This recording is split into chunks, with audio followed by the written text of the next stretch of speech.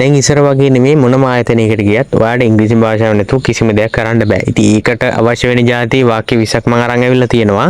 ඉතින් ඇඳුමක් ගන්න ගියත් කොයි තැනට මොනව කරන්න කියලා ඔයාලට මේ වාක්‍ය අනිවාර්යයෙන්ම ඕන වෙනවා. ඒක නිසා ඉවර වෙනකම් වීඩියෝ එක බලන්න. මම Priyankara chat box YouTube channel එකේ උමේෂ් ප්‍රියංකර. මම මේ දැන් කියන්නේ මේ දැන් කරන දෙයක්. මේ දැන් කරන දෙයක්. We are learning English. We are learning English. ඒ කියලා කියන්නේ මොකද්ද? අපි දැන් ඉංග්‍රීසි ඉගෙන ගනිමින් ඉන්නේ. අපි දැන් ඉංග්‍රීසි ඉගෙන ගනිමින් ඉන්නේ. දැන් ඕක අපිට වෙන විදිහකට කියන්න ඕන නම් දැන් මම ඉංග්‍රීසි ඉගෙන ගනිමින් ඉන්නේ. ඔයා තනියෙන් ඉංග්‍රීසි ඉගෙන ගනිමින් ඉන්නවා නම් දැන් I am learning English. I am learning English කියලා තමයි කියන්න ඕනේ. We are learning English. මාළුවා මොකද කරන්නේ? මාළුවා ඇවිදිනවද?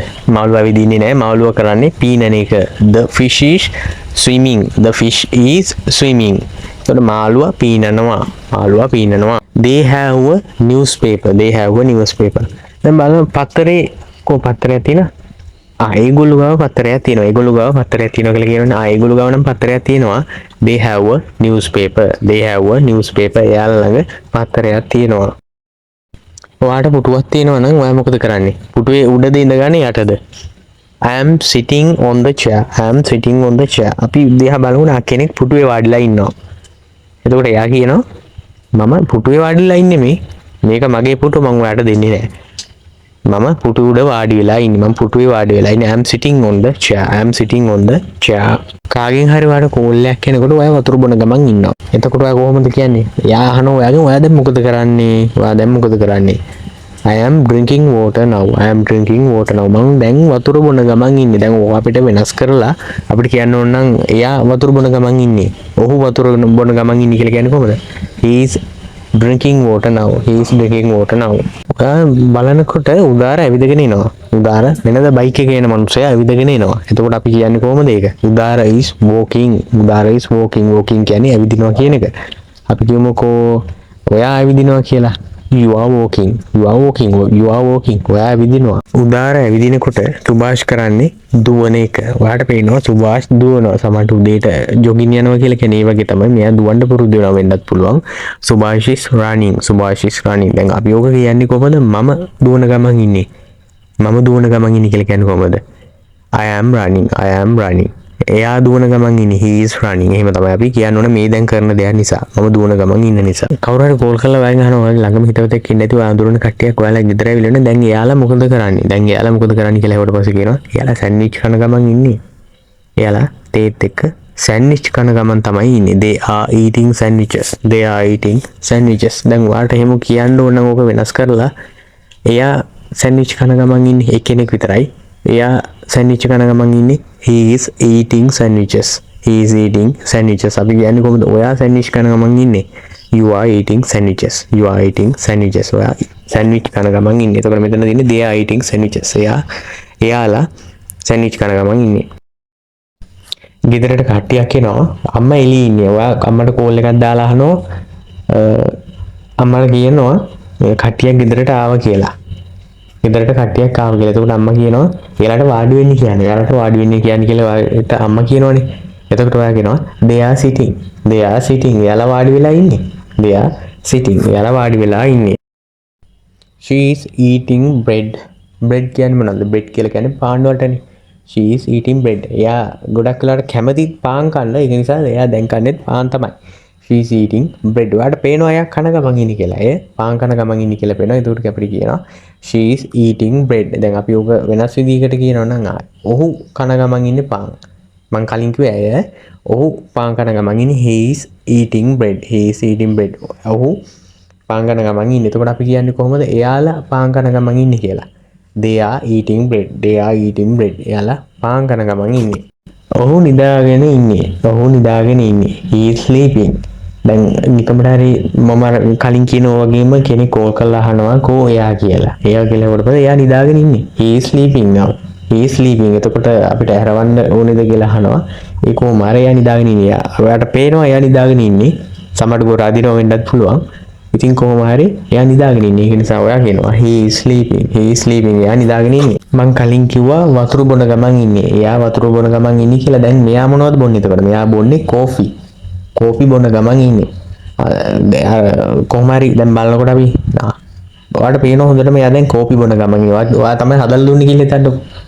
ඔයා තමයි හදලා දුන්නේ කෝපි එක. කොහොම හරි යා කෝපි බොන ගමන් ඉන්නේ මේ දැන් වෙන දෙයක්. He is drinking coffee. He is drinking coffee. He is drinking coffee. යා දැන් කෝපි බොන ගමන් ඉන්නේ. It is on the ground floor of the store. සාමාන්‍යයෙන් ලොකු ගොඩනැගිල්ලක් තියෙනකොට ඒක තට්ටු ගණන් වලට හදලා තියෙන්නේ. ground floor, first floor, second floor එහෙම කියලානේ අපි කියන්නේ සාමාන්‍යයෙන්. පළමු මහල, දෙවෙනි මහල, එහෙම පහත මහල එහෙම කියලානේ කියන්නේ. දැන් මෙතන මේ store කියලා කියන්නේ ගොඩනැගිල්ල තමයි. ගොඩනැගිල්ලක් ගැන කියන්නේ මේ. It is on the ground floor. එතකොට ඒක තියෙන්නේ ground floor. ඒ කියන්නේ පහතම මාලේ. පහතම මාලේ ගොඩනැගිලි පහතම මාලේ තමයි තියෙන්නේ. It is on the ground floor of the store. It is on the ground floor of the store. Textile shop එකකට ගියාම එහෙම නැත්නම් රෙදි සාප්පුවකට ගියාම ඔයා බලනව නේද දැන් ඇඳුමක් ඇඳලා බලන්න ඕනේ සාමාන්‍යයෙන් අපිට හරියනවද ෆිට වෙනවද කොහොමද කියලා බලන්න අපි ඇඳුමක් ඇඳලා බලනවනේ මොන රූම් එකකටද යන්න ඕන අපි ඇඳුම ඇඳලා බලන්න වෙනම රූම් එකක් තියෙනවනේ ඉතින් අපි ඒක ඔයාලට අහන්න ඕන නම් අහනවා where is the fitting room where is the fitting room ඇඳුම් අඳින කාමරය අපි ඩ්‍රෙස් එක මාරු කරන කාමරේ කොහෙද තියෙන්නේ where is the fitting room දැන් ඔය ඇඳුම් ඇඳලා බලන කාමරේ කොහෙද කියලා කලින් ඇහුවානේ where is the fitting room කියලා where is the fitting room කියලා. එතකොට දැන් ඊට පස්සේ ඒත් එක්කම ඔයාලට කියන්න පුළුවන් I would like to try this on. I would like to try this on. try this on කියලා කියන්නේ මේක ඇඳලා බලන්න මම කැමතියි. where is the fitting room I would like to try this on. මම කැමතියි මේක ඇඳලා බලන්න. ඒ නිසා තමයි ඔයා fitting room එක හොයන්නේ. I would like to try this on. මේ ටෙක්ස්ටයිල් ෂොප් එකකට එමෙද රෙදි සාප්පුවකට ගියාට පස්සේ තමයි ඔයා මේ වගේ දෙයක් කතා කරන්න ඕනේ දෙබසක් විදියට. ගොඩක් මුදල් හදන්න නැති කෙනෙක් නම් ගොඩක් වෙලාවට ඇඳුමක් තෝරන්න ගියාට පස්සේ ගණන් අඩු ඒවා නේද හොයන්නේ. ගණන් අඩු එකක් බලලා ගන්න තමයි හොයන්නේ. සල්ලි තියෙන කෙනෙක් නම් ප්‍රශ්නයක් නැහැ මුදල් හදලා විඳන් කරන්න පුළුවන් කෙනෙක් නම් ප්‍රශ්නයක් නැහැ. එතකොට ඔයාට අහන්න පුළුවන් have you got something less expensive? have you got something less expensive කියන්නේ මොකද්ද? ඔයා ගාව මිලෙන් අඩු ඒවා තියෙනවද? ඔයා ගාව තියෙනවද මිලෙන් අඩු ඒවා තියෙනවද මොනවා හරි මිලෙන් අඩු මොනවා හරි තියෙනවද ඇඳුමක් ගන්න ගියාම අහන්න පුළුවන් මිලෙන් අඩු මොනවා හරි තියෙනවද එහෙම කියලා අහන්න පුළුවන් අහනවානේ සාමාන්‍යයෙන් එතකොට ඔයාට ওই විදිහට අහන්න පුළුවන් මෙන්න මේක නම් ගොඩක් නිතරම රෙදි ගන්න ගියාට පස්සේ ඔයා අනිවාර්යයෙන්ම සිංහලෙන් අහන දෙයක් do you have this shirt in red do you have this shirt in red ඔයා ළඟ තියෙනවද මේ ෂර්ට් එක රතු පාටේ දැන් ඔයාට කහ පාට ෂර්ට් එකක් ගන්න හම්බුනේ ඔය පාටට කැමති නෑනේ. කැමති නැති නිසා ඔයා කැමති රතු පාට නිසා ඔයා ළඟ තියෙනවද මේ ෂර්ට් එක රතු පාටෙන් කියලා අහනවා. Do you have this shirt in red? ඔයාට අහන්න ඕන නම් blue කියලා. Do you have this shirt in blue කියලා අහන්න පුළුවන්. ඔයා ළඟ නිල් පාටින් මේ ෂර්ට් එක තියෙනවද? දැන් ඔයා ආයෙත් කියනවනේ මම මොනවා හරි හොයන්නේ මේ මගේ නංගිට. මම මේ මොනවා හරි හොයන්නේ මගේ අයියට. නෑ මම මේ මොනවා හරි හොයන්නේ මගේ දරුවට. I am looking for something for my sister. I am looking for something for my sister කියන්නේ මම හොයන්නේ මේ ඇඳුමක් හොයනවා කියලා කියන එකට මේ කියන්නේ මම ඇඳුමක් හොයන්නේ මේ මගේ සහෝදරියට. I am looking for something for my sister. ඔයා නිකම්ම හිතන්නකෝ ඔයාගේ ෂොප් එක වහලා තියෙන්නේ. එහෙම නැත්නම් කඩයක් හරි ෂොප් එකක් හරි තියෙනවනේ වහලා තියෙන්නේ. close කියලා බෝඩ් එක දාලා තියෙනවා. close කියලා බෝඩ් එක දාලා තියෙන්නේ.